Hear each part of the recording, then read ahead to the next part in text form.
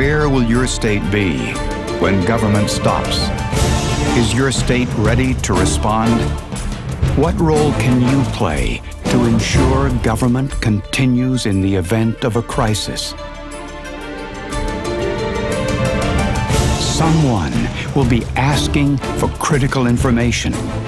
Another for funds in order to buy food.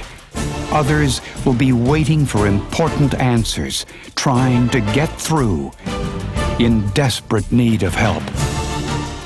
First responders and emergency workers uncertain what to do because the lines of communication are gone.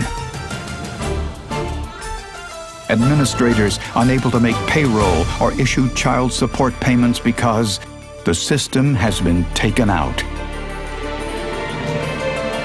When critical information systems and state web portals aren't working, everyone in government, from the executive offices to workers on the front lines, are unable to provide even the most basic public services.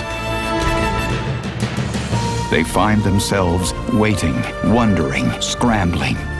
As a state leader, you have the responsibility to ensure that your state technology leaders have the tools and support they need to ensure that government continues in a state of an emergency.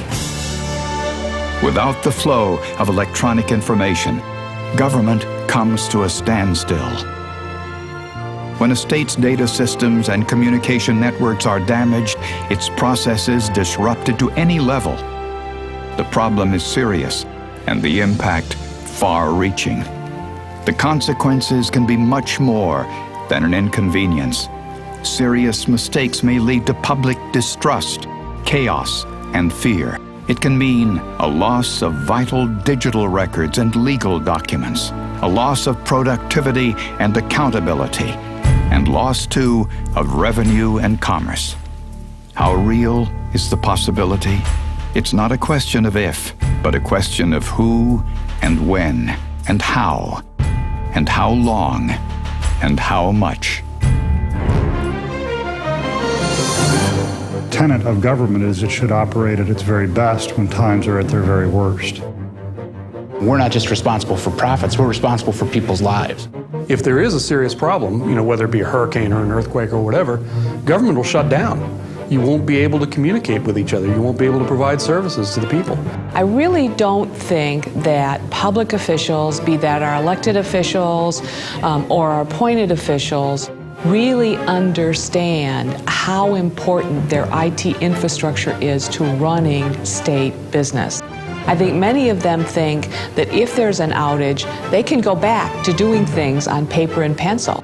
And that's just no longer possible in any of the state agencies that I work with. Florida discovered over the last few years with all the hurricanes how important planning and preparing and investing in the IT infrastructure during hurricane responses really is. If there's a disaster and the highway patrol, the local sheriffs, the fire departments, if they can't talk to each other, that is a disaster in and of itself.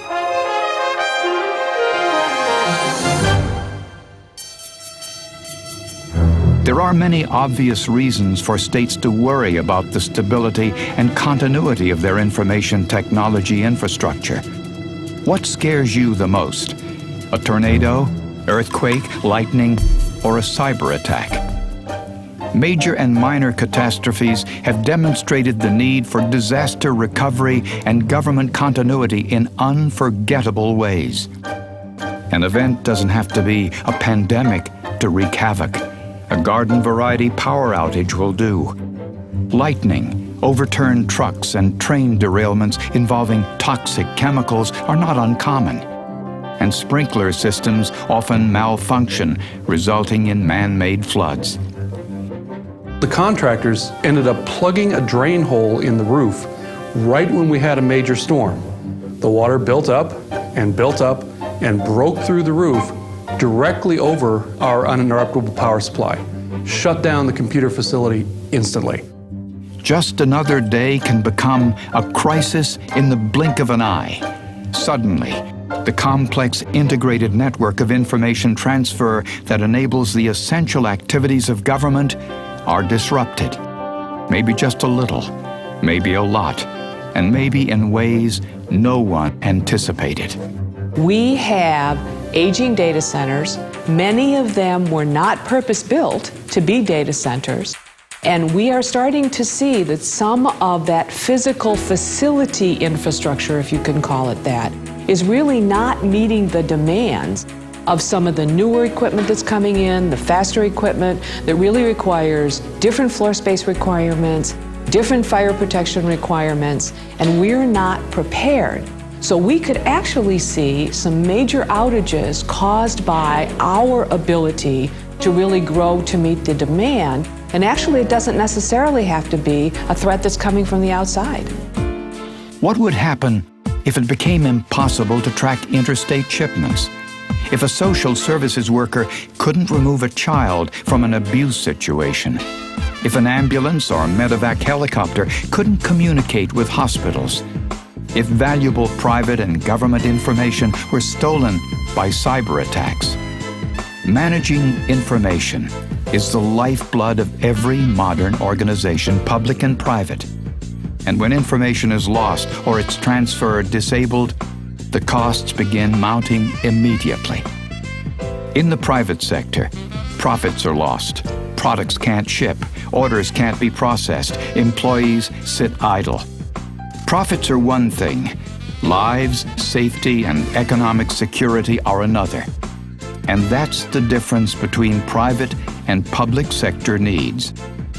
Is there anything that can be done? Plenty. The good news about disaster recovery is that states do not have to reinvent the wheel.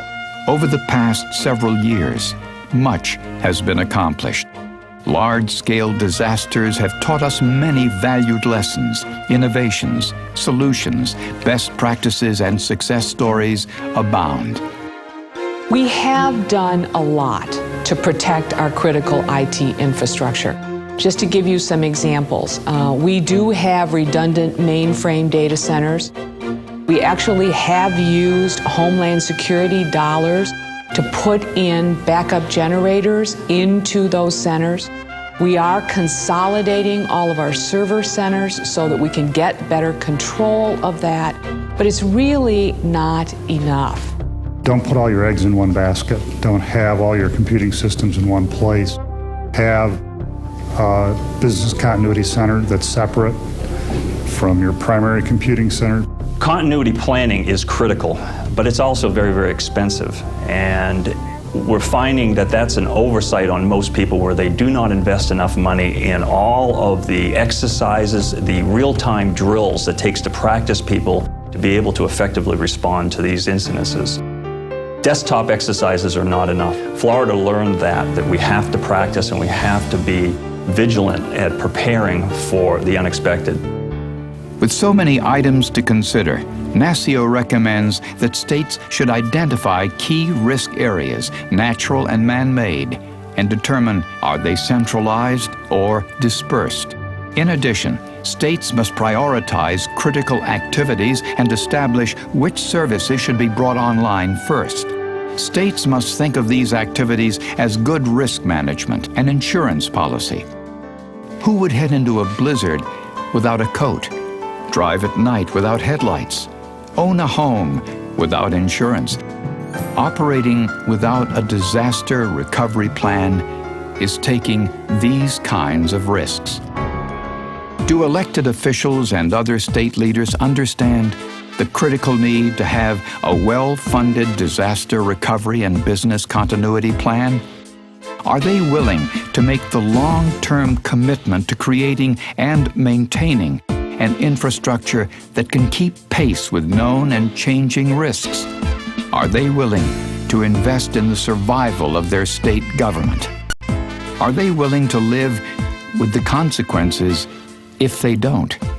Are they willing to understand, to lead? A state government's most basic responsibility is to protect its citizens. Is your state ready? If you're not sure, contact your Chief Information Officer. For more information on disaster recovery and business continuity, contact NASCIO at www.nascio.org.